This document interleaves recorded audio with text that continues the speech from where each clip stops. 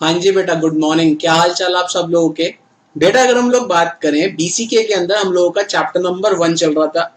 और chapter number 1 के अंदर बेटा हम लोगों ने 3 कॉन्सेप्ट कंप्लीट किए थे। सबसे पहला हम लोगों ने पढ़ लिया था बेटा what is the importance of BCK for chartered accountant. दूसरा कॉन्सेप्ट हम लोगों ने पढ़ा था बेटा डोमेन्स ऑफ बीसीके। और लास्ट लेक्चर के अंदर मैंने आप लोगों को पढ़ाया था बेटा ह्यूमन एक्टिविटीज। अगर आपको याद हो बेटा, ह्यूमन एक्टिविटीज के अंदर हम लोगों ने दो तरीके की एक्टिविटी पढ़ी थी, one is economic activity and one is non economic activity.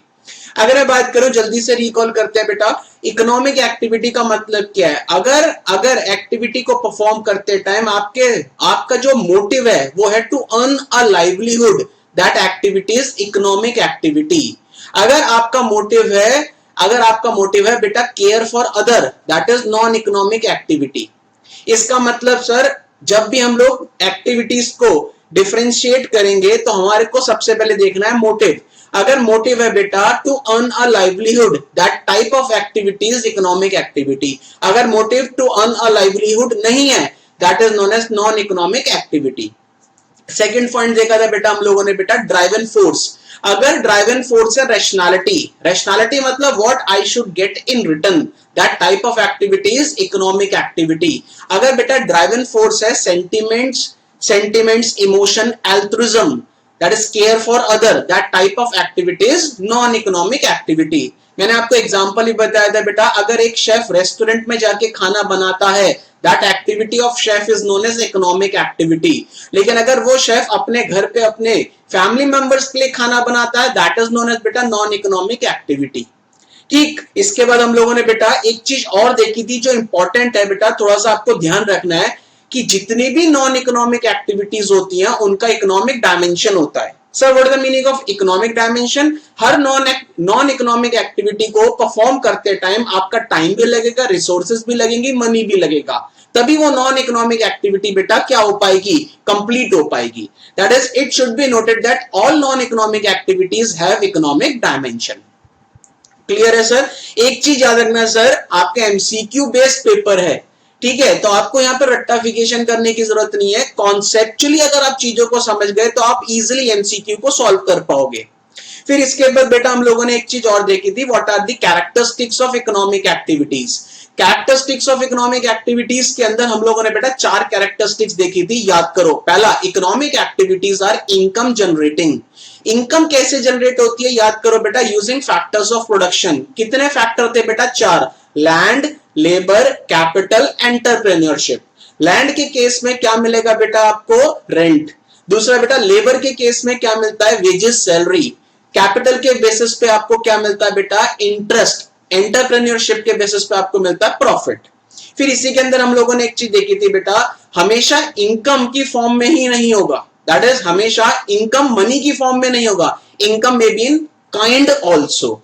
For example बेटे घर पे कोई काम करने आता है, मैं उसको सैलरी ना देके उसको कहता हूं मैं तुझे खाना दूंगा, मैं तुझे रहने के लिए स्पेस दूंगा, that is also what? That is also known as what? Income. तो income is not in the form of money only, it is in the form of kind also. Second characteristic आपने याद हो बेटा, second characteristic is what? याद करो बेटा, economic activities are productive in nature. Productive का मतलब प्रोडक्शन से है, और प्रोडक्शन का मतलब यहाँ पे कोई चीज गुड्स और सर्विसेज बनाने को ही प्रोडक्शन नहीं बोलते। प्रोडक्शन का मतलब अगर मैं गुड्स एंड सर्विसेज बना रहा हूं, that is also product, that is production. अगर मैं किसी को सर्विसेज प्रोवाइड करा रहा हूं, that is also known as बेटा प्रोडक्शन। इसका मतलब है सर, अगर मुझे इनकम को अर्न करना है तो मुझे बेटा प्रोडक्शन के प्रोसेस में इन्वॉल्व होना पड़ेगा। इसका मतलब to earn livelihood one should involve in the process of production. दूसरा पॉइंट सर, प्रोडक्शन बेटा सेल्फ सब्सिस्टेंस के लिए भी होता है और प्रोडक्शन बेटा मार्केट के लिए भी होता है। और तीसरा पॉइंट था बेटा, production represents the supply side of economics. इसके बाद थर्ड कैरेक्टरिस्टिक हम लोगों ने पढ़ा था बेटा, consumption is also an economic activity. क्यों? Consumption represents the demand side of economics. जब तक डिमांड नहीं होगी तब तक सामने वाला प्रोड्यूस नहीं करेगा। जब आप कंज्यूम कर रहे हो, आपकी वजह से सामने वाला प्रोड्यूस कर रहा है और उसको इकोनॉमिक एक्टिविटी बोल रहे हैं, तो consumption is also an economic activity, because production is organised in the form of consumption. फिर एक लास्ट और पढ़ा था बेटा, सेविंग इन्वेस्टमेंट वेल्थ। सेविंग का मतलब बेटा अनस्पेंड इनकम या income which is left after spending is known as saving. Saving को आप डिफरेंट चैनल्स के थ्रू मोबिलाइज करते हो। डिफरेंट चैनल्स मतलब banks, financial institutions, stock exchange, mutual funds के थ्रू आप अपनी सेविंग्स को इन्वेस्ट करते हो और इन्वेस्ट होने के बाद आपको इंटरेस्ट मिलता है। That is also known as बेटा इकोनॉमिक एक्टिविटी। और एक टाइम के आने के बाद जब वो बहुत सारा हो जाता है उसको बोलते हैं बेटा वेल्थ।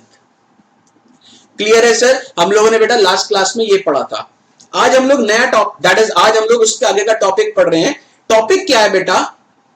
टॉपिक है बेटा टाइप्स ऑफ इकोनॉमिक एक्टिविटीज। हम लोगों ने अभी तक ह्यूमन एक्टिविटीज पढ़ी थी जिसमें बेटा दो थी, इकोनॉमिक, नॉन इकोनॉमिक एक्टिविटीज। आज हम लोग क्या पढ़ रहे हैं उसके आगे का टॉपिक है that is types of economic activities. दो ही टॉपिक बचे हैं बेटा इसके अंदर। इसका मतलब सर नेक्स्ट क्लास के अंदर आपका ये चैप्टर कंप्लीट हो जाएगा, chapter number 1। Sir types of economic activities के अंदर आप लोगों को 3 तरीके की एक्टिविटीज पढ़नी है। सबसे पहले आपको एक्टिविटी पढ़नी है बेटा बिजनेस। दूसरी एक्टिविटी पढ़नी है बेटा आपको employment. One is business, one is employment. और तीसरी आपको पढ़नी है बेटा प्रोफेशन। इसका मतलब sir types of economic activities के अंदर आपको 3 तरीके की एक्टिविटी पढ़नी है। पहली इकोनॉमिक एक्टिविटी बिजनेस, दूसरी इकोनॉमिक एक्टिविटी बेटा एम्प्लॉयमेंट और तीसरी economic activity that is profession.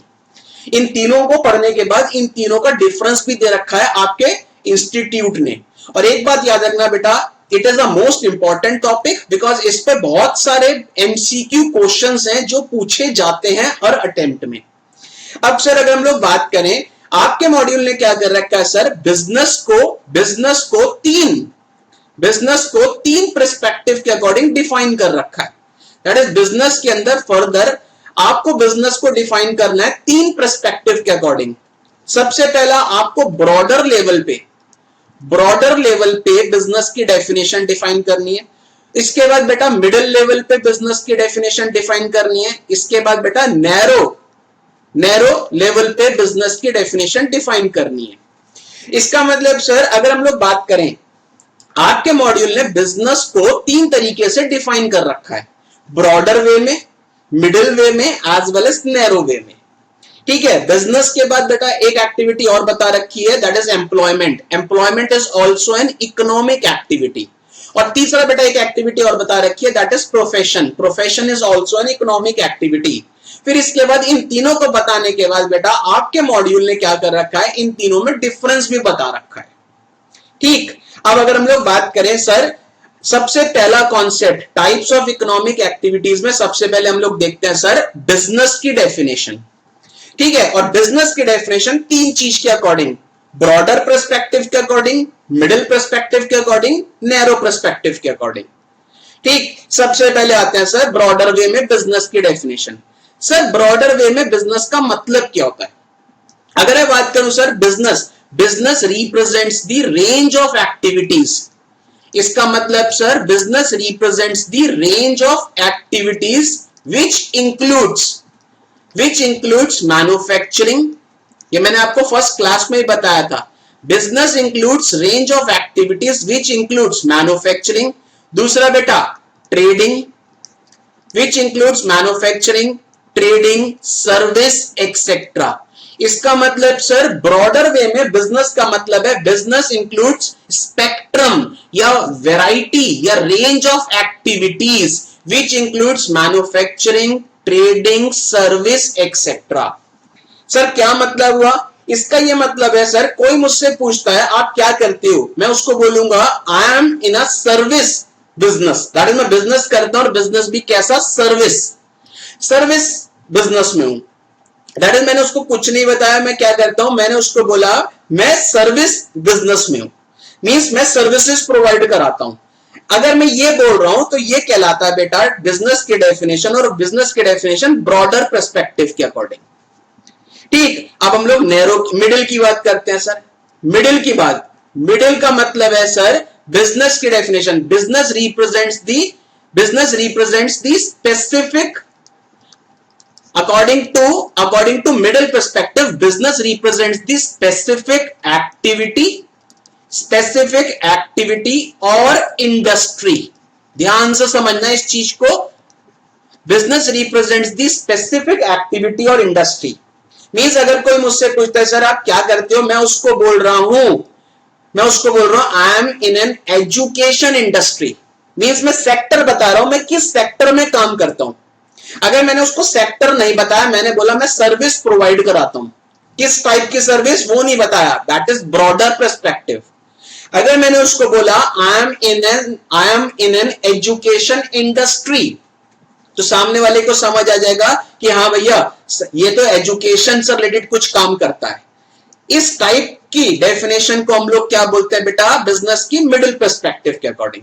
That is middle perspective के according business represent the specific activity और industry. For example I am in an IT industry, I am in an education industry. ठीक, फिर आते हैं बेटा narrow के according. अगर मैं नैरो की बात करूं, नैरो का मतलब है अगर मैं उसको स्पेसिफिकली अपना ब्रांड नेम बता रहा हूं, ब्रांड नेम का मतलब अगर मैं उसको स्पेसिफिकली ये बोल रहा हूं कि I am the partner in a CA coaching, that is commerce professional academy. मैं स्पेसिफिकली बता रहा हूं कि मैं सीए कोचिंग है, कॉमर्स प्रोफेशनल एकेडमी, उसमें पार्टनर हूं. That type of definition is according to narrow perspective. Narrow perspective में आपके मॉड्यूल में क्या लिखता है बेटा, according to narrow perspective business represents one's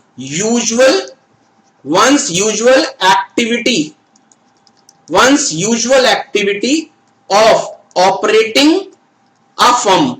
ध्यान से समझना इस चीज को क्योंकि इसमें एक इंपॉर्टेंट वर्ड आ रहा है.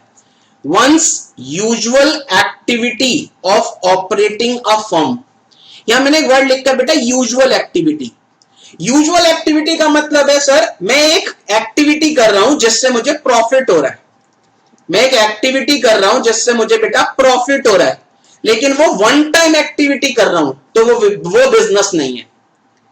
ध्यान से समझो क्या लिख रहा हूं सर. नैरो पर्सपेक्टिव के अंदर सबसे पहले तो वर्ड पे फोकस करो.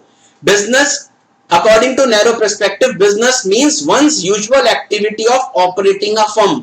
इसका मतलब मैं एक ऐसी एक्टिविटी कर रहा हूं जिसके थ्रू मुझे प्रॉफिट हो रहा है, लेकिन वो एक्टिविटी रेपिटेटिव नहीं कर रहा, वन टाइम एक्टिविटी कर रहा हूं, तो वो बिजनेस नहीं है. बिजनेस तब कहलाएगा अगर मुझे प्रॉफिट हो रहा है एक्टिविटी के थ्रू और वो एक्टिविटी रेपिटेटिव नेचर की है. That is known as business. क्या मतलब है सर इसका सिंपल सा मतलब है मेरे पास एक बुक थी, मैंने एक बुक खरीदी. ठीक है, सपोज करो बेटा मैंने बुक खरीदी 100 रुपए की, 100 रुपए की बुक खरीदी. उस बुक का मेरा कोई यूज नहीं रहा, मैंने 120 रुपए की वो बुक बेच दी. मुझे 20 रुपए प्रॉफिट हुआ, लेकिन बेटा ये बिजनेस नहीं है क्योंकि ये काम मैं रोज रोज नहीं कर रहा. मेरे पास एक बुक पड़ी थी, 100 रुपए की मैंने खरीदी थी, मेरा काम हो गया था, मैंने उस 120 रुपए में बुक बेच दी. ये बेटा इकोनॉमिक एक्टिविटी तो है, मुझे पैसा तो प्रॉफिट तो मिला, लेकिन ये बिजनेस नहीं है क्योंकि ये एक्टिविटी मैं रोज रोज नहीं कर रहा.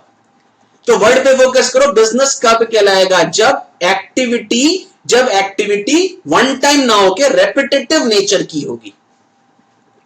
क्लियर है सर. तो आपके मॉड्यूल ने बेटा बिजनेस को डिफाइन किया है अकॉर्डिंग टू 3 पर्सपेक्टिव.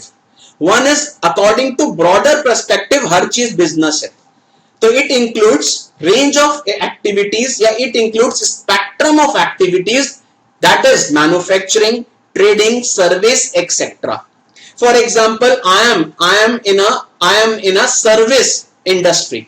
कौन सी सर्विस वो नहीं बताया मैंने, that is broader definition of business. दूसरा बेटा अकॉर्डिंग टू मिडिल पर्सपेक्टिव के according business is defined as specific set of activity और इंडस्ट्री. फॉर एग्जाम्पल मैं किसी को बता रहा हूं I am in an education industry, particular sector बता दिया, that is the definition of business according to middle perspective. और अगर मैं प्रॉपर उसका ब्रांड नेम बता रहा हूं कि एजुकेशन में भी कहां पे हूं, अपना पूरा जॉब प्रोफाइल बता रहा हूं, दैट इज नैरो पर्सपेक्टिव. तो एक चीज याद रखना सर, आपके मॉड्यूल ने बिजनेस को डिफाइन किया गया अकॉर्डिंग टू 3 पर्सपेक्टिव और एक चीज और दिमाग में रखने वाली है सर, क्या, अगर मैं कोई ऐसी एक्टिविटी कर रहा हूं जिससे मुझे प्रॉफिट हो रहा है लेकिन वो एक्टिविटी वन टाइम कर रहा हूं, that is not business. Business तब होगा जब वो एक्टिविटी में रेगुलर बेसिस पे परफॉर्म करूंगा। एक स्टैंड अलोन एक्टिविटी जिसके थ्रू मुझे प्रॉफिट हो रहा है, दैट इज नॉट बिजनेस। अगर एक एक्टिविटी जिससे मुझे प्रॉफिट हो रहा है और वो एक्टिविटी मैं कंटिन्यूस कर रहा हूं, तभी बिजनेस कहलाएगा। तो बेटा नैरो पर्सपेक्टिव के अंदर वर्ड पे फोकस कर लेना, one's usual activity, usual, it is not a stand alone, one's usual activity of operating a firm is known as business. This is the definition of business, this is the definition of business. अब मेरा पहला question, heading देखिए, type of economic activities. अब मुझे बताओ economic का मतलब क्या होता है, वो एक्टिविटी जिससे आप क्या अर्न करोगे, लाइवलीहुड। तो बिजनेस इकोनॉमिक एक्टिविटी क्यों है, क्योंकि बिजनेस से आप क्या अर्न कर रहे हो, लाइवलीहुड। बिजनेस का प्राइमरी ऑब्जेक्टिव क्या है, to earn livelihood, that is to earn money, to earn livelihood, to earn money, to earn income. तो बिजनेस किस टाइप की एक्टिविटी है, इकोनॉमिक एक्टिविटी। इकोनॉमिक एक्टिविटी में दो एक्टिविटीज और है बेटा, एम्प्लॉयमेंट और प्रोफेशन। पहले आप बिजनेस को अपडेट कर लो, फिर मैं एम्प्लॉयमेंट समझाऊंगा, उसको अपडेट करवाऊंगा, फिर मैं प्रोफेशन समझाऊंगा, उसको अपडेट कराऊंगा, फिर तीनों में डिफरेंस देखेंगे। क्लियर है सर? तो जल्दी से हेडिंग डालो बेटा, types of economic activities, types of economic activities. ठीक, डैश डाल के लिखो बेटा, डैश डाल के, following are the three types of economic activities, following are the three types of economic activities, following are the three types of economic activities, following are the three types of economic activities। अब first लिखो business, first लिखो बेटा business, अब dash जाके लिखो, business is defined into three senses, that is तीन तरीके से बिजनेस को डिफाइन किया गया है। तो ये लिख रहा हूं, business is defined into three senses. अब एबीसी करके लिख लेना, दैट इज फर्स्ट तो आप बिजनेस लिख रहे हो, बिजनेस में A, business is defined into three senses. A में लिखो according to broader, according to broader sense, according to broader sense. A में लिखो, ए में according to broader sense, business, business is an economic activity which consist of, according to broader sense, business is an economic activity, according to broader sense, business is an economic activity which consist of spectrum, spectrum, according to broader sense, business is an economic activity which consists of spectrum, bracket में लिखना range, which consists of spectrum, bracket में लिखो range of activities, range लिखो bracket में और bracket बंद। According to broader sense, business is an economic activity which consists of spectrum, spectrum का मतलब range, which consists of spectrum, bracket में लिखो range, bracket बंद, of activities, which consists of spectrum of activities, that is manufacturing, that is manufacturing, comma, comma, trading, comma, service, etcetera. तो broader way में बात करें तो ब्रॉडर वे में बेटा मैन्युफैक्चरिंग, ट्रेडिंग, सर्विस, इन सबको हम लोग क्या बोलते हैं बेटा, बिजनेस। कोई मुझसे पूछता है आप क्या करते हो, मैं बोलता हूं ब्रॉडर वे में बिजनेस करता हूं। किस टाइप का बिजनेस करता हूं, service, I am a service provider, मैं सर्विसेज प्रोवाइड कराता हूं। मैंने उसको ये नहीं बताया कौन सी सर्विसेज, कहां पे काम करता हूं, बस मैंने उसको ब्रॉडर लेवल में बता दिया मैं सर्विस प्रोवाइड कराता हूं, मेरा बिजनेस है टू प्रोवाइड सर्विसेज। ठीक, बी लिखो, बी, बी लिखो, अकॉर्डिंग टू मीडियम और मिडिल, अकॉर्डिंग टू मीडियम और middle sense, according to medium or middle sense, business refers to specific activity or industry. According to medium sense, business represent specific activity or industry.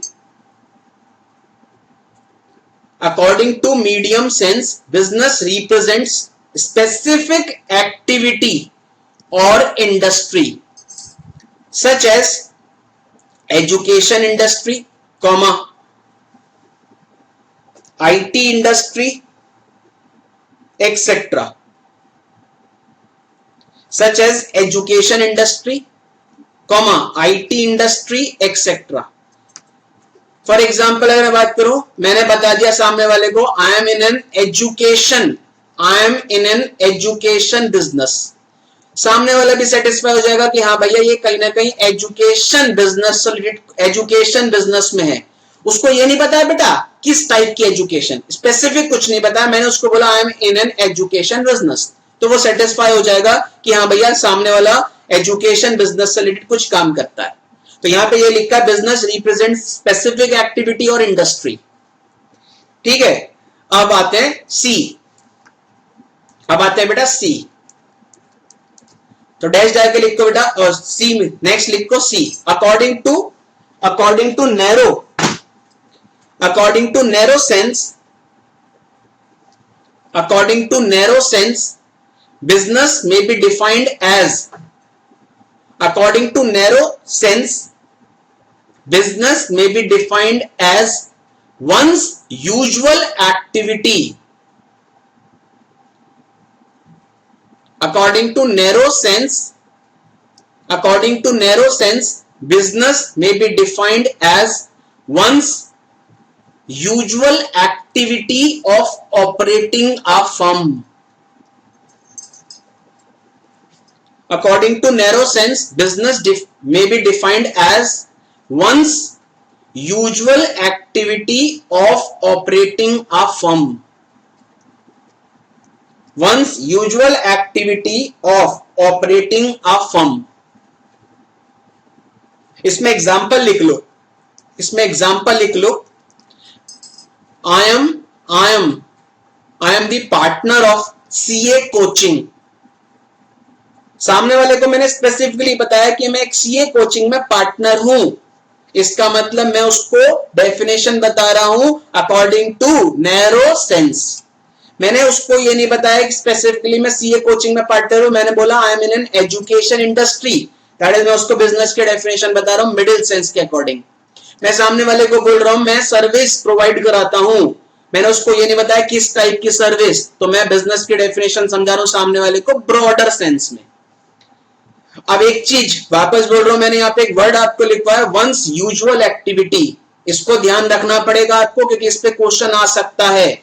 क्या कोई single activity जिससे आप profit earn कर रहे हो जो repetitive nature की नहीं है, कान खुले, क्या कोई सिंगल एक्टिविटी, ठीक है, क्या कोई सिंगल एक्टिविटी जिससे आप प्रॉफिट अर्न कर रहे हो जो आप रेपिटेटिवली नहीं कर रहे, एक बार करी, क्या वो बिजनेस है? Answer is false, answer is false. तो वर्ड पे फोकस कर लो सर, मैं यहां क्या लिख रहा हूं, मैं यहां पे एक वर्ड क्या लिख रहा हूं ध्यान से, यूजुअल एक्टिविटी, यूजुअल एक्टिविटी। इसका मतलब सर, इसका मतलब मैं एक सिंगल एक्टिविटी परफॉर्म करता हूं। सिंगल एक्टिविटी का मतलब मैं कोई एक एक्टिविटी परफॉर्म करता हूं वन टाइम, ठीक है, उस एक्टिविटी के थ्रू मैं क्या अर्न कर रहा हूं, प्रॉफिट अर्न कर रहा हूं, प्रॉफिट अर्न कर रहा हूं। प्रॉफिट अर्न का मतलब मैं अर्न कर रहा हूं प्रॉफिट या इनकम, तो बेटा ये बिजनेस नहीं कहलाएगा। अगर ये एक्टिविटी वन टाइम नहीं होती, रेपिटेटिव होती, तो बेटा बिजनेस कहलाता। तो याद रखना है सर, ये चीज ध्यान रखना है, usual activity, once usual activity of operating a firm. Clear है sir? This is what the first type of economic activity, that is business. Next आते हैं सर, नेक्स्ट सेकंड की बात करते हैं sir. Second type of economic activity जो आपके module ने दिए है, that is employment. Second type of economic activity that is employment. Sir employment का मतलब क्या होता है? एम्प्लॉयमेंट का सिंपल सा मतलब है मुझे पैसा, मुझे इनकम अर्न करनी थी, मैंने बेटा कहीं पे जाके क्या कर ली, जॉब करी। जॉब करूंगा तो बेटा मुझे एम्प्लॉयर जो होगा, जिसके अंडर में मैं जॉब करूंगा, वो क्या प्रोवाइड कराएगा बेटा, सैलरी प्रोवाइड कराएगा या क्या प्रोवाइड कराएगा, वेजेस। That is employment. तो एम्प्लॉयमेंट की डेफिनेशन क्या निकलती है? Employment is a contract of service. ध्यान से, employment is a contract of service. किसके बीच में? Between employer and employee. Word पे फोकस करो, मैं क्या लिख रहा हूं बेटा? Employment is a contract of service. मेरे और जिसके अंडर में मैं काम करूंगा, एम्प्लॉयर, उसके बीच में क्या साइन हुआ? एक एग्रीमेंट साइन हुआ। उस एग्रीमेंट की जगह वर्ड क्या लिख रहा है? Contract of service. तो employment is nothing, employment is a contract of service between employer and employee. ठीक है, इस कॉन्ट्रैक्ट ऑफ सर्विस में क्या होता है? एम्प्लॉय का जो जॉब प्रोफाइल है वो लिखा होता है, मींस एम्प्लॉय की जॉब रिस्पॉन्सिबिलिटी। इस कॉन्ट्रैक्ट ऑफ सर्विस में एम्प्लॉय को कितनी सैलरी या वेजेस दी जाएंगी, ये लिखा होता है। ठीक है, दूसरा पॉइंट ध्यान रखना, जब भी मैं एम्प्लॉयमेंट की बात करूंगा तो एम्प्लॉयमेंट के लिए मुझे एक प्रोसेस से गुजरना पड़ेगा। That process is known as selection and recruitment process. समझ आ रहा है वर्ड क्या लिख रहा हूं? मींस अगर मुझे जॉब करनी है, अगर मैं जॉब कर रहा हूं, दैट इज एम्प्लॉयमेंट। जॉब कर रहा हूं तो मेरे और एम्प्लॉयर के बीच में क्या साइन होगा? Contract of service. उस कॉन्ट्रैक्ट ऑफ सर्विस में क्या लिखा होगा? मेरा जॉब रिस्पॉन्सिबिलिटी और मुझे कितनी सैलरी या वेजेस मिलेंगे वो। दूसरी बात, अगर मैं किसी के अंडर में जॉब कर रहा हूं तो मुझे एक प्रोसेस को पार करना पड़ेगा। That process is known as selection and recruitment. इसका मतलब है सर, एम्प्लॉयर मेरा क्या लेगा बेटा? इंटरव्यू लेगा। इंटरव्यू लेने के बाद मुझे क्या करेगा? सेलेक्ट करेगा, और सेलेक्ट करने के बाद मुझे जॉब ऑफर करेगा। तीसरा पॉइंट ध्यान रखना sir, some minimum qualification is required. Sir याद रखना, एम्प्लॉयमेंट के लिए कुछ मिनिमम क्वालिफिकेशन की रिक्वायरमेंट होती है। कई बार क्वालिफिकेशन की जगह बेटा एम्प्लॉयर एक्सपीरियंस के बेसिस पे भी क्या ऑफर कर देता है? जॉब। याद रखना सर, बिजनेस अभी हमने पढ़ा, बिजनेस के लिए कोई क्वालिफिकेशन की रिक्वायरमेंट नहीं है, लेकिन एम्प्लॉयमेंट के लिए कुछ मिनिमम क्वालिफिकेशन की रिक्वायरमेंट होती है। लेकिन कई बार ऐसा होता है कि एक्सपीरियंस के बेसिस पे भी एम्प्लॉयर आपको जॉब दे देता है। क्लियर है सर? तो what is the definition of employment? Employment is the contract of service between employer and employee. ठीक है, कॉन्ट्रैक्ट ऑफ सर्विस में क्या होगा? Contract of service represents the job responsibility, comma salary और वेजेस। नेक्स्ट अगर बात करूं बेटा, एम्प्लॉयमेंट के लिए एक प्रोसेस होता है जिसको बोलते हैं रिक्रूटमेंट एंड सिलेक्शन प्रोसेस। ठीक है, and some minimum qualification is required for employment. Means अगर मुझे किसी के अंडर में जॉब करनी है तो मेरे को कुछ मिनिमम क्वालिफिकेशन, वो मिनिमम क्वालिफिकेशन कौन सेट करेगा बेटा? एम्प्लॉयर। जो जिसके अंडर में मैं जॉब कर रहा हूं वो कुछ मिनिमम क्वालिफिकेशन सेट करता है, और उस मिनिमम क्वालिफिकेशन के अकॉर्डिंग मुझे क्या देगा? जॉब देगा। This is what? एम्प्लॉयमेंट। लेकिन अगर मैं अपना बिजनेस स्टार्ट कर रहा हूं तो मेरे को कोई क्वालिफिकेशन की रिक्वायरमेंट नहीं है। क्लियर है sir? This is what the definition of employment. तो सेकंड हम लोगों ने देखा, पहला बिजनेस, दूसरा अब हम लोगों ने इकोनॉमिक एक्टिविटी देखा बेटा एम्प्लॉयमेंट। क्लियर है? अपडेट कर लो फटाफट। सेकंड लिख दो बेटा employment.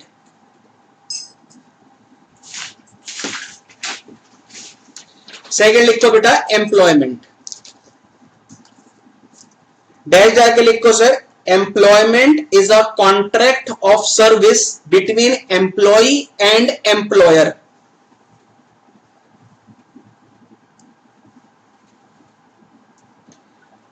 Employment is a contract of service between employee and employer. Full stop.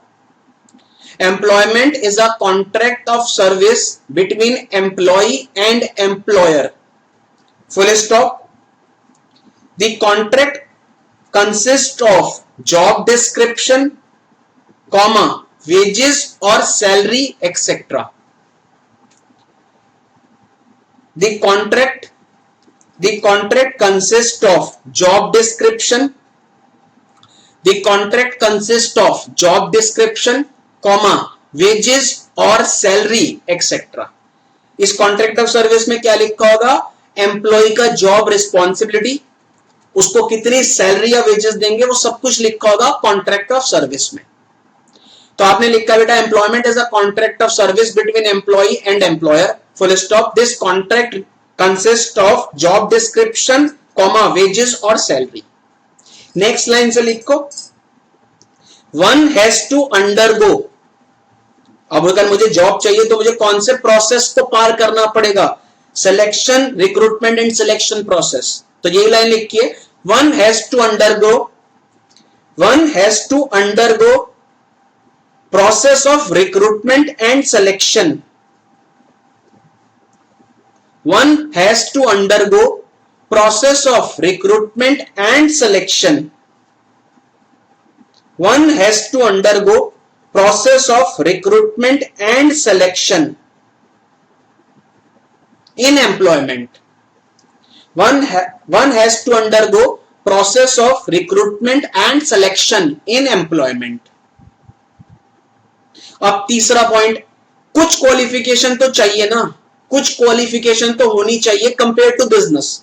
Business में कोई क्वालिफिकेशन की जरूरत नहीं है. अगर मैं अपना बिजनेस स्टार्ट कर रहा हूं तो मुझे कोई क्वालिफिकेशन की जरूरत नहीं है. लेकिन बेटा अगर मैं किसी के अंडर में जॉब कर रहा हूं तो एम्प्लॉयर को कुछ क्वालिफिकेशन तो चाहिए ना, तभी उस क्वालिफिकेशन के बेसिस पे एम्प्लॉय को हायर करेगा. और एक चीज याद रखना, कई बार ऐसा होता है एक्सपीरियंस के बेसिस पे भी क्या करते हैं, एम्प्लॉय को हायर कर लिया जाता है. तो यही लाइन लिखिए. नेक्स्ट लाइन से लिखो. Some qualification may be required based on employment field. Some qualification may be required based on employment field. Some qualification may be required based on employment field. Some qualification may be required based on employment field. Clear है sir? This is what the second type of economic activity, that is employment. ठीक, third की बात करते हैं sir. Third type की economic activity जो आपको पढ़नी है, that is profession. That is profession. Sir important है, क्वेश्चन आने के चांसेस हैं एमसीक्यू बेस्ड इस टॉपिक से. और एक चीज बेटा, मैं बार बार एक चीज आपको बोल रहा हूं, बेटा आपको क्रैमिंग नहीं करना, आपको चीजों को थोड़ा सा समझना है और समझने के बाद आपको एमसीक्यू सॉल्व करने हैं. जस्ट आपको गो थ्रू करना है, दैट इज रीड करना है, आपको समझना है, आप इजिली एमसीक्यू सॉल्व कर पाओगे. बार बार मैं आपको एक चीज बोल रहा हूं, रटने की जरूरत नहीं है. अब आते हैं सर प्रोफेशन. आपने नाम सुना होगा सर प्रोफेशनल्स. प्रोफेशनल कौन होते हैं? सीए बनने के बाद भी बेटा, सीए बनने के बाद आप लोग क्या कहलाओगे? प्रोफेशनल्स. तो प्रोफेशन का मतलब profession represents the rendering of service. ध्यान से, profession represent the rendering of service specialised in nature. क्या लिख रहा हूं बेटा? rendering of service specialized in nature of prescribed qualification. Word पे फोकस करो, मैंने यहां क्या लिखा है. Profession represents the rendering of service specialised in nature of prescribed qualification. इसका मतलब सर इसका मतलब सर आप सीए बनने के बाद क्या कहलाओगे? प्रोफेशनल कहलाओगे। सीए बनने के बाद आप प्रोफेशनल कहलाओगे। क्यों? क्योंकि आप कैसी सर्विस प्रोवाइड करा रहे हो बेटा? स्पेशलाइज नेचर की। और उसके लिए आपको क्या चाहिए बेटा? Prescribe qualification. फॉर एग्जाम्पल बेटा सीए बनने के बाद आप प्रोफेशनल कहलाओगे क्योंकि आपकी जो सर्विस है वो बिल्कुल स्पेशलाइज नेचर की है। डॉक्टर बनने के बाद आप क्या कहलाओगे? प्रोफेशनल, बिकॉज आपकी सर्विस स्पेशलाइज नेचर की है। अगर आप प्रोफेशनल की बात करोगे तो प्रोफेशनल के लिए बेटा प्रिस्क्राइब क्वालिफिकेशन, स्पेशलाइज क्वालिफिकेशन की जरूरत होती है। ठीक है। दूसरा पॉइंट, प्रोफेशनल सर्विसेज के लिए आपको बेटा क्या चाहिए? आपको चाहिए सर्टिफिकेट ऑफ प्रैक्टिस। मींस अगर आप प्रोफेशनल सर्विसेज प्रोवाइड कराना चाहते हो तो बेटा आपको चाहिए certificate of practice. In future अगर सीए बनने के बाद आप अपना ऑफिस ओपन करते हो, ऑफिस ओपन करने के बाद आप क्या प्रोवाइड कराओगे बेटा? सर्विसेज प्रोवाइड कराओगे जो स्पेशलाइज नेचर की होगी। वो सर्विसेज तब प्रोवाइड कराओगे जब आपके पास क्या होगा बेटा? Certificate of practice. कौन इशू करेगा बेटा? ये आईसीएआई इशू करेगा। मींस आपकी असेसमेंट बॉडी जो है वो इशू करेगा आपको सर्टिफिकेट ऑफ प्रैक्टिस। और एक बात और याद रखना सर, आईसीएआई के कुछ रूल्स होते हैं, कुछ रेगुलेशंस होती हैं। उन रूल्स रेगुलेशंस को आपको फॉलो करना पड़ेगा जब आप प्रोफेशनल सर्विसेज दोगे। जिन रूल्स रेगुलेशंस को हम लोग बोलते हैं बेटा कोड ऑफ कंडक्ट। क्या बोलते हैं बेटा? Code of conduct. जैसे अगर मैं डॉक्टर हूं, फॉर एग्जांपल अगर कोई डॉक्टर है, डॉक्टर क्या प्रोवाइड करा रहा है बेटा? स्पेशलाइज नेचर की सर्विसेज। तो डॉक्टर को सर्विसेज के लिए क्या चाहिए? एक सर्टिफिकेट ऑफ प्रैक्टिस, जो बेटा मेडिकल इंस्टीट्यूशंस जो होते हैं, Indian medical institutions, that is उनकी जो असेसमेंट बॉडी होती है वो प्रोवाइड कराएगी। और उनके कुछ रूल्स एंड रेगुलेशंस हैं जो डॉक्टर्स को फॉलो करने पड़ेंगे। Same is the case for CA. अगर आप सीए बनने के बाद अपना ऑफिस ओपन करते हो तो बेटा आपको एक सर्टिफिकेट इशू करवाना पड़ेगा आईसीएआई से, क्योंकि आपकी जो असेसमेंट बॉडी है वो कौन है? आईसीएआई। आईसीएआई आपको सर्टिफिकेट ऑफ प्रैक्टिस इशू करेगा और आपको कुछ रूल्स एंड रेगुलेशंस हैं जो आईसीएआई के फॉलो करने पड़ेंगे व्हाइल प्रोवाइडिंग सर्विसेज, जिनको हम लोग बोलते हैं कोड ऑफ कंडक्ट। एक चीज याद रखना सर, एक चीज, प्रोफेशनल जो होते हैं उनको मिलती है प्रोफेशनल फीस। एम्प्लॉयमेंट के अंदर क्या आ रहा था? एम्प्लॉयमेंट के अंदर आ रहा था सैलरी, वेजेस। प्रोफेशन के अंदर प्रोफेशनल को क्या मिलेगी बेटा? Professional fees. तो एक चीज वापस बोल रहा हूं सर, प्रोफेशनल जो होते हैं, प्रोफेशनल अपनी सर्विसेज जो प्रोवाइड कराते हैं वो सर्विसेज होती है स्पेशलाइज नेचर की। उनके लिए बेटा स्पेसिफिक क्वालिफिकेशन की जरूरत है। दूसरी बात करें, अगर मैं प्रोफेशनल सर्विसेज प्रोवाइड कराऊंगा तो मुझे चाहिए सर्टिफिकेट ऑफ प्रैक्टिस जो इशू करेगा मेरा असेसमेंट बॉडी। ठीक है। और इसके अलावा कुछ असेसमेंट बॉडी के कोड ऑफ कंडक्ट हैं जो मुझे फॉलो करने पड़ेंगे व्हाइल प्रोवाइडिंग सर्विसेज। ठीक है। और एक बात, मुझे क्या मिलेगी बेटा? मुझे मिलेगी professional fees. This is what your profession. Clear है सर डेफिनेशन? तो जल्दी से इसको अपडेट कर लो, फिर बिजनेस, एम्प्लॉयमेंट, प्रोफेशन में डिफरेंस देखेंगे। ठीक, जल्दी से अपडेट कर लो बेटा। लिखो profession. Third, profession is a rendering of service. Profession is a rendering of service. Profession is a rendering of service of specialized nature. Profession is a rendering of service of specialized nature and prescribed qualification.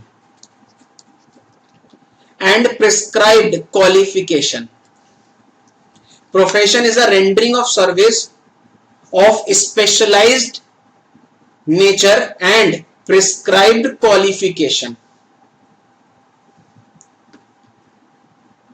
Rendering of service of specialised nature and prescribed qualification.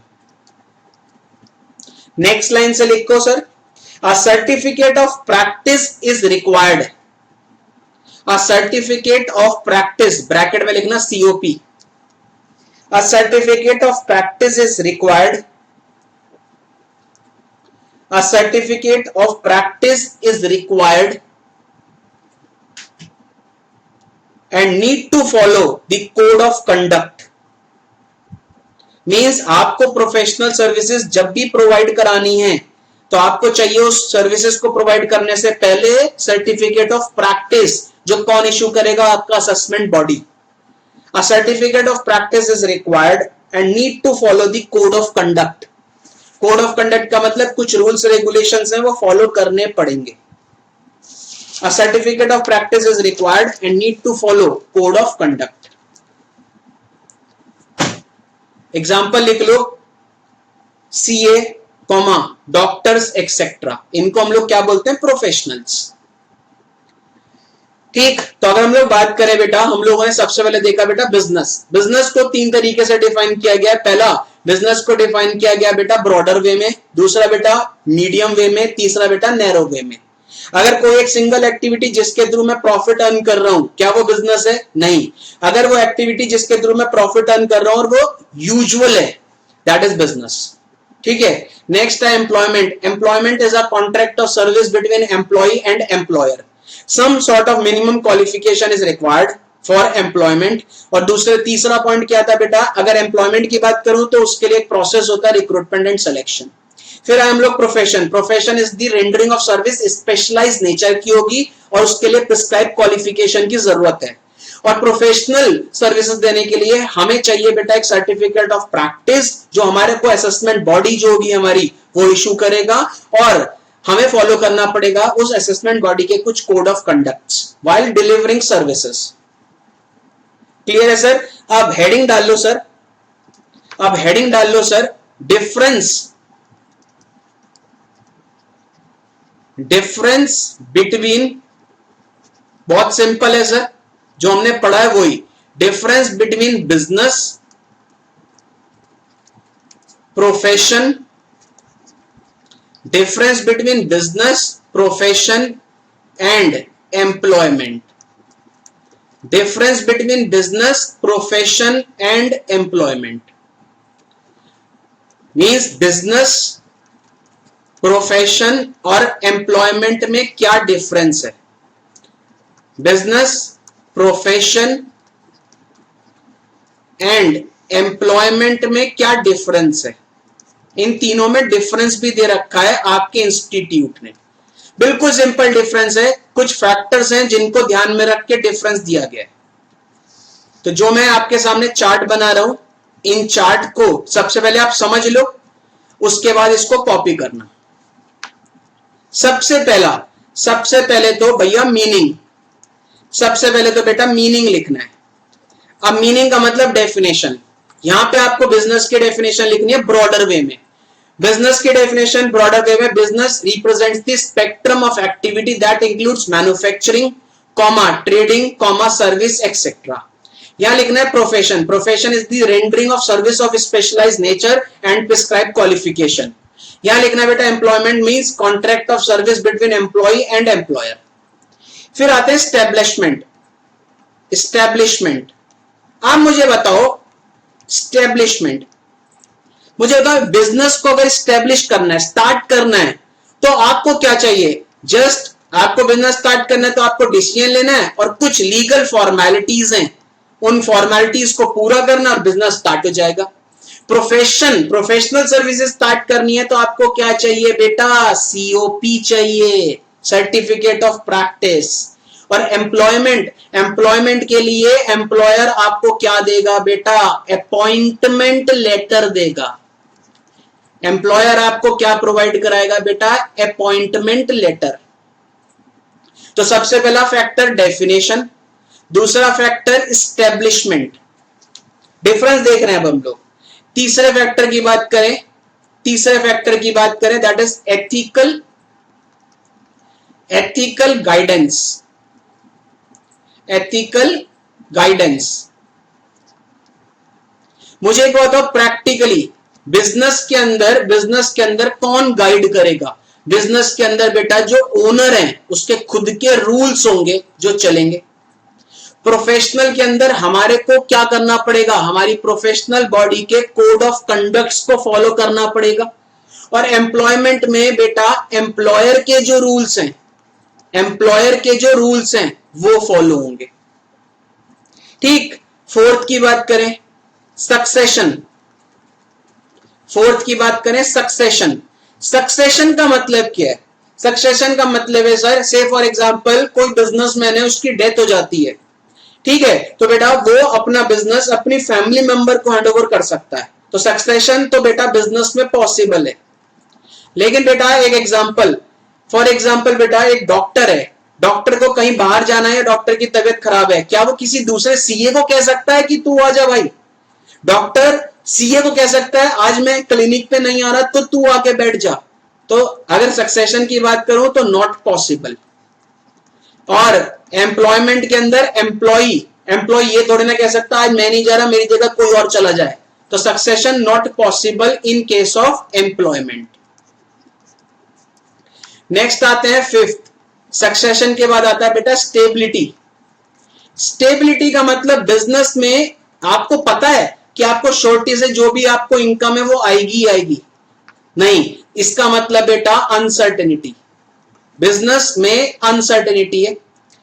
Employment में आपको पता है कि आपको per month salary आएगी आएगी, चाहे business चले, यानी जिसके अंडर में काम कर रहा हूं वो चले या ना चले, तो यहां पे आपको सर्टेनिटी है। ठीक है, यहां पे आपको क्वाइट सर्टेनिटी है। क्वाइट मतलब little bit, quite certainty, little bit of certainty है, लेकिन आपको यह श्योरिटी नहीं है कि आपको मिलेगा ही मिलेगा इतना। ठीक है, बिजनेस के अंदर कुछ भी सर्टेन नहीं होता, प्रोफेशन में लिटिल बिट ऑफ सर्टेनिटी होती है, एम्प्लॉयमेंट में आपको पता हर महीने आपकी इतनी सैलरी आएगी ही आएगी। नेक्स्ट आते हैं सर लाइवलीहुड। लाइवलीहुड, लाइवलीहुड का मतलब होता है टू अर्न इनकम। बिजनेस के अंदर आपको क्या मिलेगा बेटा? प्रॉफिट। प्रोफेशन के अंदर मैंने आपको बताया प्रोफेशनल फीस।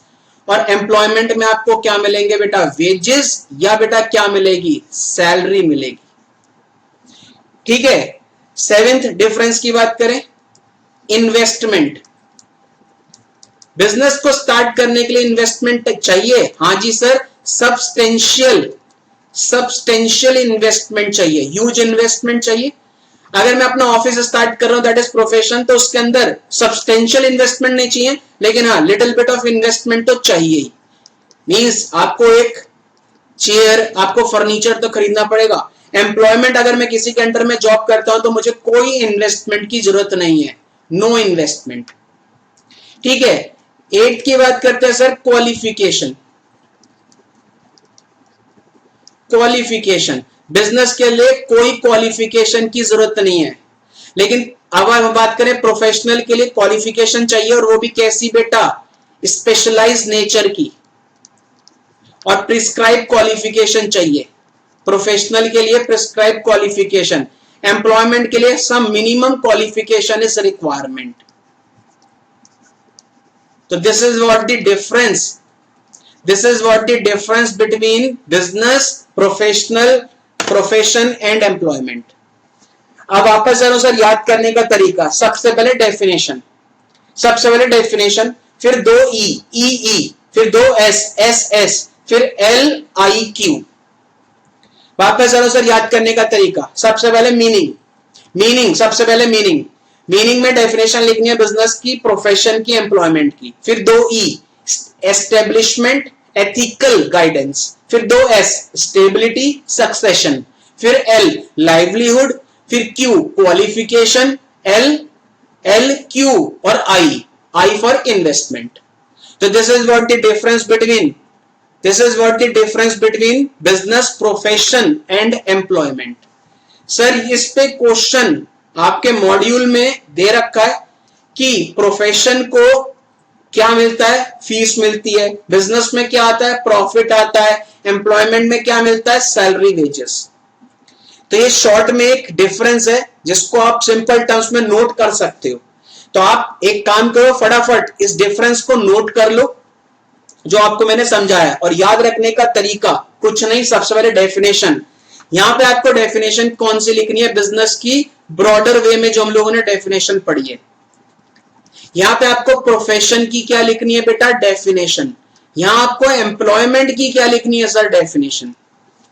तो सबसे पहले डेफिनेशन, फिर 2 E एस्टेब्लिशमेंट एथिकल गाइडेंस, फिर 2 S स्टेबिलिटी सक्सेशन, फिर L लाइवलीहुड, फिर Q क्वालिफिकेशन, फिर I इन्वेस्टमेंट। तो डेफिनेशन EESS LQI या LIQ कुछ भी कर सकते हो, कोई सीक्वेंस नहीं है।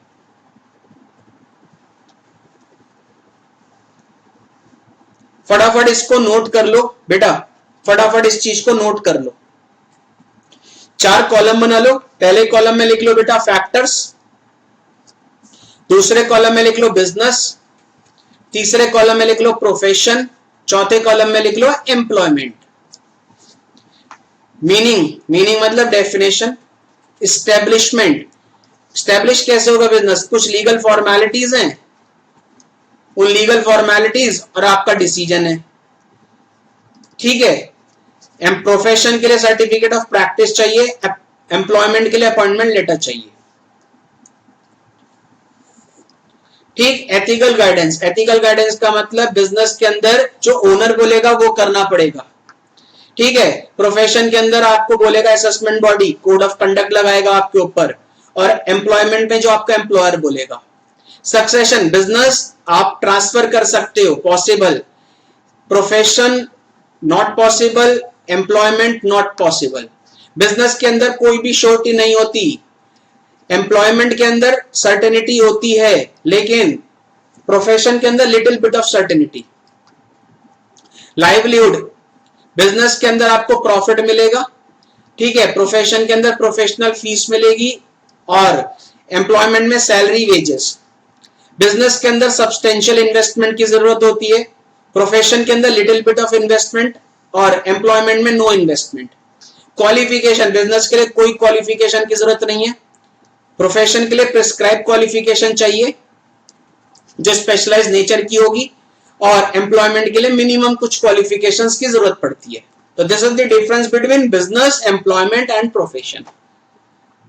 इसी तरीके से चार्ट बना के नोट कर लो, ऐसा ये कोई डिटेल में नहीं है, जो मैंने आपको समझाया वही चीज है, उसको थोड़ा सा दिमाग में रखना है, बिकॉज एमसीक्यू पूछ सकता है इस पे भी, कि एमसीक्यू किस टाइप का पूछ सकता है, क्या कि अगर मैं फीस की बात करूं, फीस कहां मिलती है, बिजनेस में मिलती है, प्रोफेशन में मिलती है, एम्प्लॉयमेंट में मिलती है, या नन ऑफ द अबव। तो फीस कहां मिलेगी, प्रोफेशन में मिलेगी। क्लियर है sir, this is what the difference between business, profession and employment.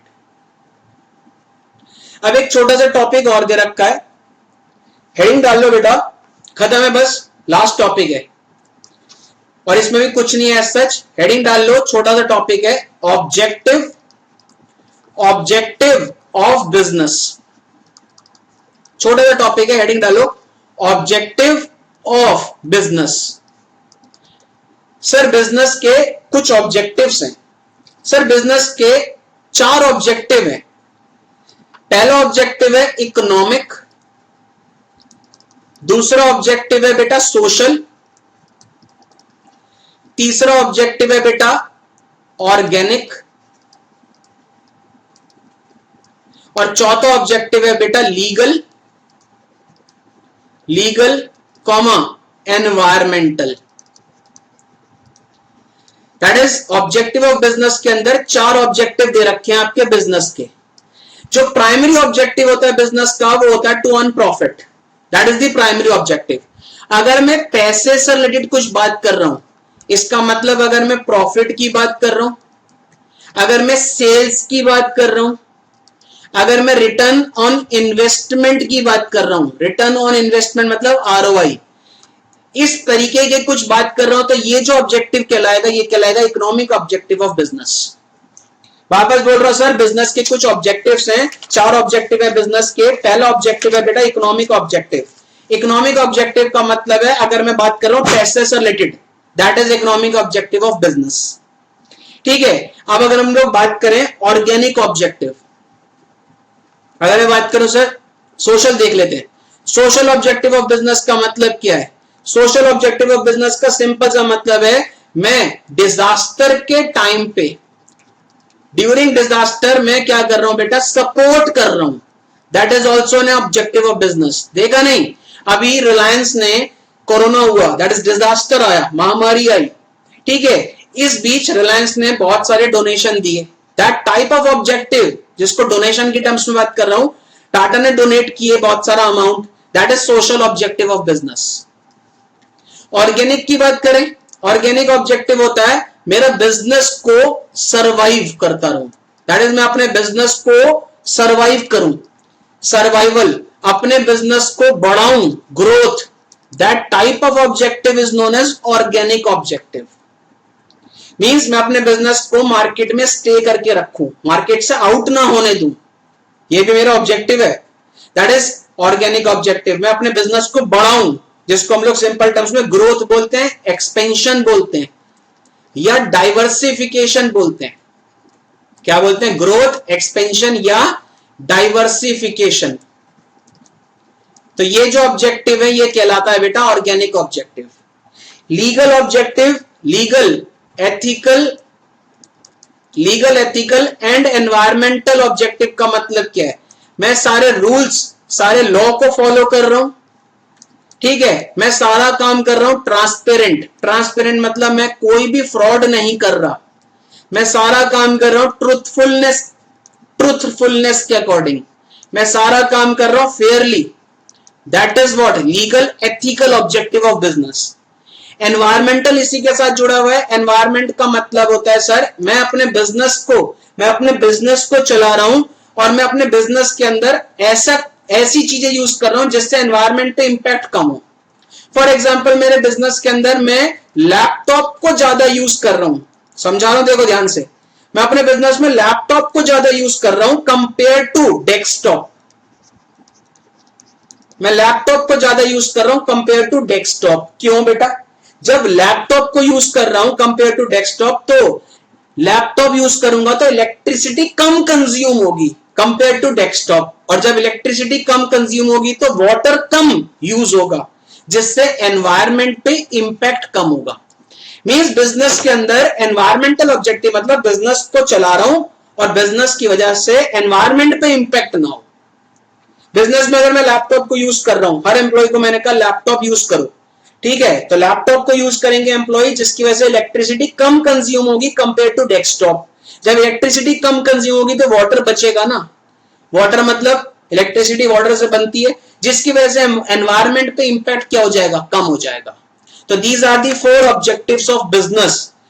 अगर पैसे से रिलेटेड बात की जाए that is economic objective of business, अगर सपोर्ट की बात की जाए दैट इज डोनेशन की बात करें that is social objective of business, business को बढ़ाने की बात करूं that is organic objective of business, अगर मैं सारे रूल्स रेगुलेशन सब कुछ सच्चाई से काम करूं दैट इज लीगल एथिकल और ऑब्जेक्टिव ऑफ बिजनेस, और अगर मैं एनवायरमेंट पे इंपैक्ट की बात करूं मींस बिजनेस को चलाऊं और एनवायरमेंट पे इंपैक्ट ना हो मेरे बिजनेस से, that is environmental objective of business. तो इसमें कुछ नहीं है, इसमें सिर्फ आपके मॉड्यूल ने ये एग्जांपल्स दे रखे हैं कि इस तरीके के अगर कुछ एग्जांपल्स आते हैं ये किस टाइप का ऑब्जेक्टिव है बिजनेस का, ये क्वेश्चन पूछा जा सकता है। एमसीक्यू है तो आपको सिर्फ दिमाग में रखना है, ठीक है। तो हेडिंग डाल लो बेटा ऑब्जेक्टिव ऑफ बिजनेस, हेडिंग डाल लो बेटा ऑब्जेक्टिव ऑफ बिजनेस। फर्स्ट लिखो बेटा इकोनॉमिक ऑब्जेक्टिव, आपको एग्जांपल्स लिखने सिर्फ। फर्स्ट लिखो इकोनॉमिक ऑब्जेक्टिव, डैश जाके लिखो sales comma profit comma return on investment etcetera. पैसे से रिलेटेड कुछ भी बात की जा रही है that is economic objective of business. Sales comma profit comma return on investment etcetera. Second लिखो social objective, social objective dash जाके लिखो सपोर्ट ड्यूरिंग डिजास्टर एक्सेट्रा। जो अभी चल रहा है कोरोना की वजह से बहुत सारे बिजनेसमैन ने डोनेशन दिया ना, that type of objective of business is social.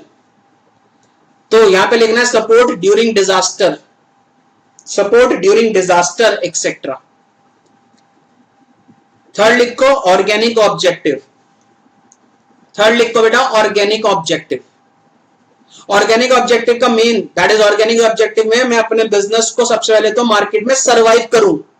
सबसे पहले तो बिजनेस को सरवाइव करके रखो मार्केट में, डूबने ना दूं, that is my organic objective.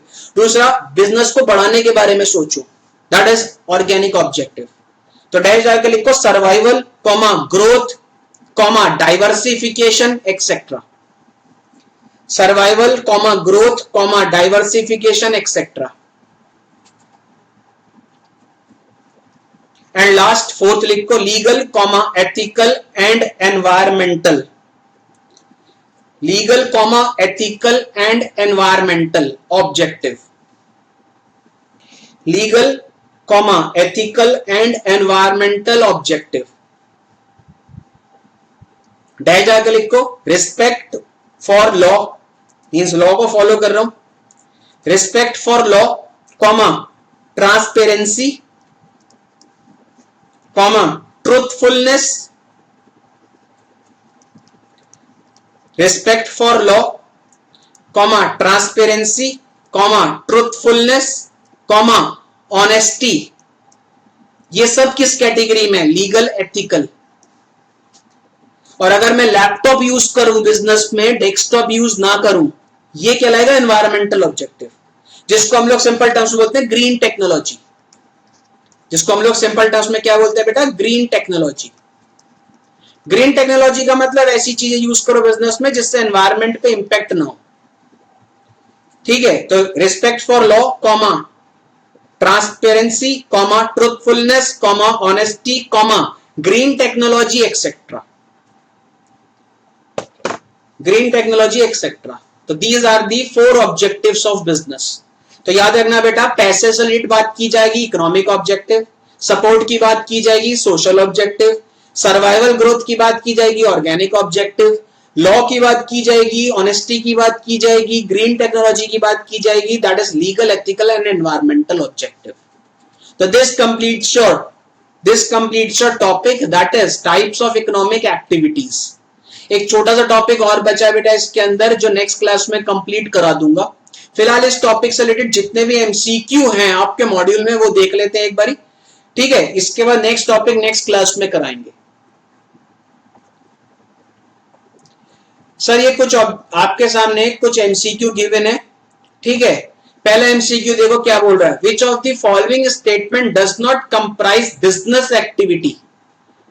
4 statement given है, इसमें से कौन सी बिजनेस एक्टिविटी नहीं है।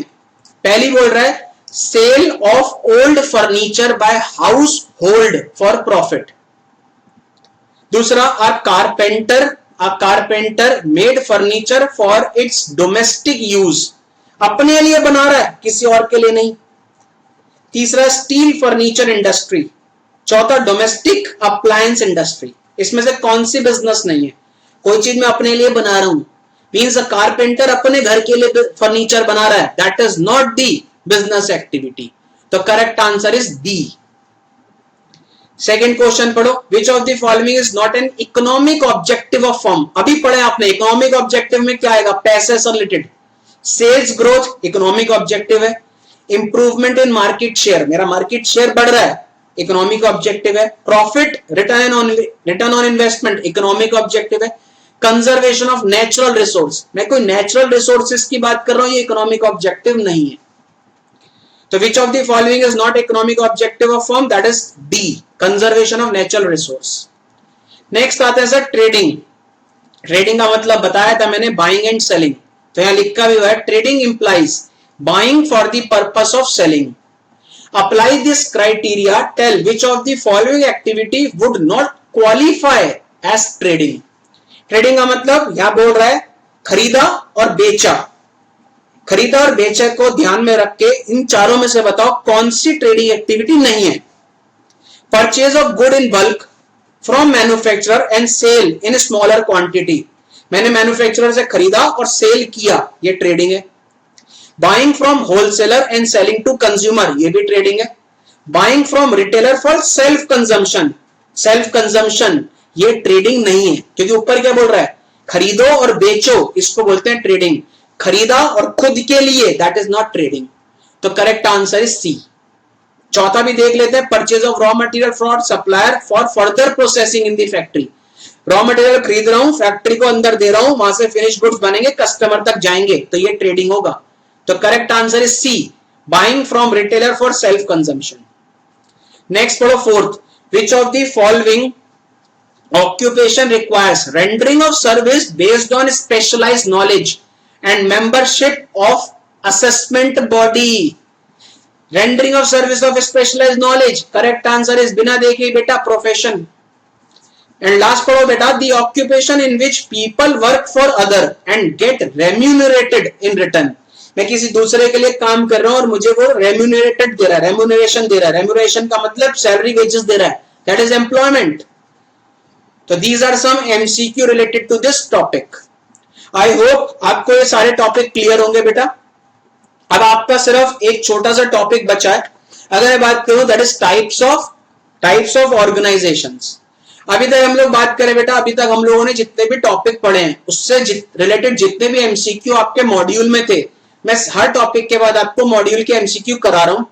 इन केस अगर आपको कोई प्रॉब्लम है, कोई भी दिक्कत आ रही है किसी भी टॉपिक में, तो आप मेरे को व्हाट्सएप कर सकते हैं मेरे नंबर पे 9897095049। इस नंबर पे आप मुझे व्हाट्सएप कर दीजिए, आप इस नंबर पे मुझे व्हाट्सएप कर देना, ठीक है, मैं आपको रिप्लाई कर दूंगा। ठीक, दूसरी बात करें तो सर आपका ये चैप्टर ऑलमोस्ट कंप्लीट है, सिर्फ एक क्लास और बची है, नेक्स्ट क्लास में आपका ये चैप्टर कंप्लीट हो जाएगा। क्लियर है sir? Till then goodbye, मिलते हैं नेक्स्ट क्लास में। Till then good bye.